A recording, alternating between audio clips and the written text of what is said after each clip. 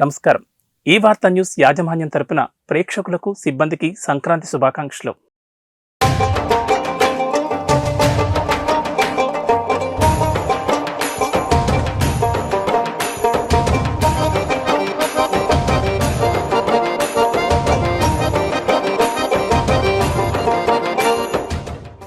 ముత్యాల ముగ్గులు, హరిదాసు కీర్తనలు, డూడు బసవన్నలు, తెలుగు లోకిళ్లలో సంక్రాంతి శోభ మొదలైంది. భోగి మంటలతో మొదలైన సంబరాలు ముక్కనుమతో ముగుస్తాయి. మొదటి రోజు భోగి, రెండవ రోజు సంక్రాంతి, మూడవ రోజు కనుమ, నాలుగవ రోజు ముక్కనుమ. ఇలా ఈ పండగని 4 రోజుల పాటు జరుపుకుంటారు. ఈ 4 రోజులకు రోజుకో ప్రత్యేకత ఉంటుంది. ఆరోగ్య సూత్రంతో పాటు సాంప్రదాయం కూడా మిళితమై ఉంటుంది.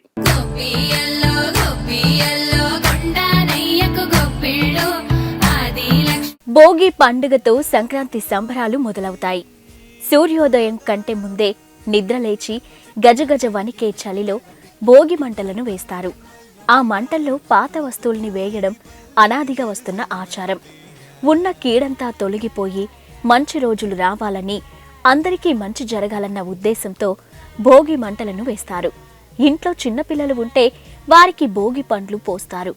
భోగి పండ్లు అంటే రేగు పండ్లు, పూల రేకులు, చిల్లర నాణేలు, చెరుకు ముక్కలు కలిపి పిల్లల తలపై పోసి అక్షింతలు వేసి ఆశీర్వదిస్తారు.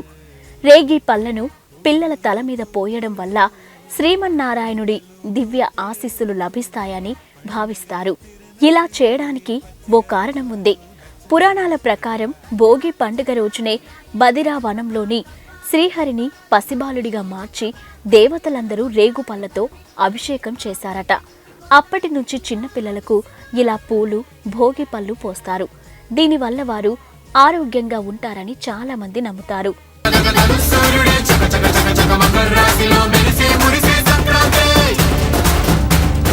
భోగి పండుగ ముగిసిన తర్వాత ఇక మరుసటి రోజు మకర సంక్రాంతి.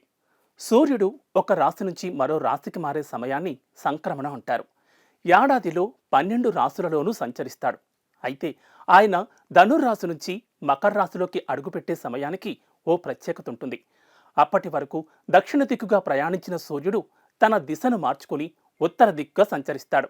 అందుకని దీనిని ఉత్తరాయణం అంటారు. సూర్యుడు ధనుర్రాశి నుంచి మకర రాశిలోకి ప్రవేశిస్తాడు కాబట్టి దీనిని మకర సంక్రమణం లేదా మకర సంక్రాంతిగా పిలుస్తారు. ఈ ఏడాది జనవరి 15న మకర సంక్రాంతి జరుపుకుంటున్నాం. ఈ సమయంలో ప్రతి ఒక్కరూ తమ సామర్థ్యం మేరకు దాన ధర్మాలు చేయాలి. ఇలా చేయడం వల్ల శుభ ఫలితాలు వస్తాయని నమ్మకం. కొత్తగా పెళ్లి చేసుకున్న వారు బొమ్మల నోము, సావిత్రి గౌరీ వ్రతం చేస్తారు. మరికొందరు మకర సంక్రాంతి రోజున తమ పూర్వీకుల ఆత్మశాంతి కోసం తమ సామర్థ్యం కొద్దీ దాన ధర్మాలు చేస్తారు.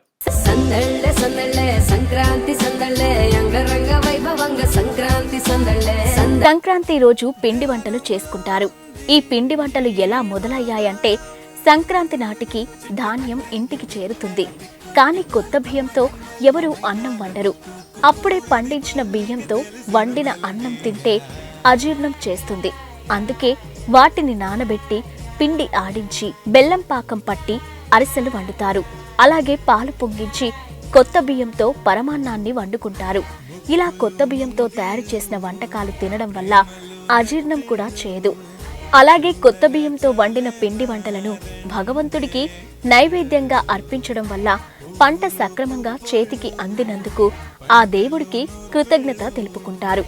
రైతులు మకర సంక్రాంతి రోజు చాలా మంది సముద్ర నది స్నానం చేస్తారు. మకర సంక్రాంతి రోజునే భగీరథుడు తన తపస్సుతో ఆకాశం నుంచి గంగమ్మను భూమిపైకి తీసుకొస్తాడు. గంగమ్మ భూమిపైకి అడుగుపెట్టిన ఈ పవిత్రమైన రోజున గంగా నదిలో లేదా ప్రవహించే నీటిలో స్నానం చేస్తే పుణ్యఫలాలు పొందుతారని విశ్వాసం. తమ పూర్వీకులకు తర్పణం సమర్పించేందుకు భగీరథ మహర్షి గంగమ్మను భూమిపైకి ఆహ్వానిస్తాడు. తన ప్రతిపాదనను అంగీకరించి మకర సంక్రాంతి రోజునాడు భూమిపైకి వస్తుంది గంగాదేవి. అందుకే ఈ రోజున మకర సంక్రాంతి పండుగను జరుపుకుంటారు.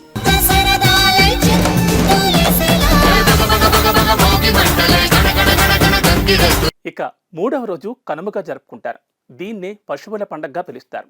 ఆ రోజు గోవులకు పసుపు కుంకుమలు పెట్టి పూజిస్తారు. వాటికిష్టమైన ఆహారాన్ని పెడతారు. సంవత్సరంలో మిగిలిన రోజులన్నీ తమతో పాటు కష్టపడి పనిచేసిన ఆవులను, ఎద్దులను, బర్రెలను పూజించి ప్రేమగా చూసుకునే రోజు ఇదే. కనుమ నుంచి రథసప్తమి వరకు వాకిలిలో రకరకాల డిజైన్లతో రథం ముగ్గులు కూడా వేస్తారు.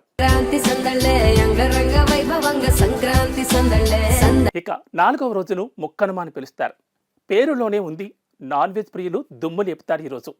చికెన్, మటన్, చేపలు ఇలా ఏది నచ్చితే అది కుమ్మేస్తారు. కుటుంబం, బంధుమిత్రులతో కలిసి తిని ఆనందిస్తారు. పండగలోని మొదటి 3 రోజులు శాకాహారం తింటారు. దీని వెనుక కూడా ఒక శాస్త్రీయమైన సాంప్రదాయం ఉంది. ప్రకృతిలోని మార్పు వలన శరీరంలో కూడా మార్పులు జరుగుతాయి. అది మానవ శరీరానికి హాని చేయకుండా ఉండేందుకే ఎక్కువగా నువ్వులతో ముడిపడిన పిండి వంటకాలను ఏర్పాటు చేస్తారు.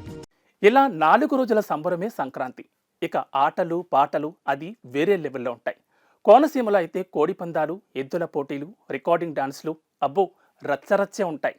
ఎక్కడెక్కడో సెటిల్ అయిన వాళ్ళంతా ఓళ్లకు చేరుకుంటారు. 4 రోజులు ఫుల్గా ఎంజాయ్ చేస్తారు.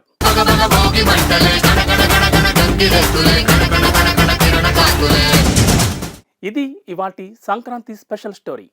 మరో ఎపిసోడ్తో మళ్ళీ కలుద్దాం. నమస్తే. సందళ్ళే సందళ్ళే సంక్రాంతి సందళ్ళే అంగరంగ వైభవంగ సంక్రాంతి.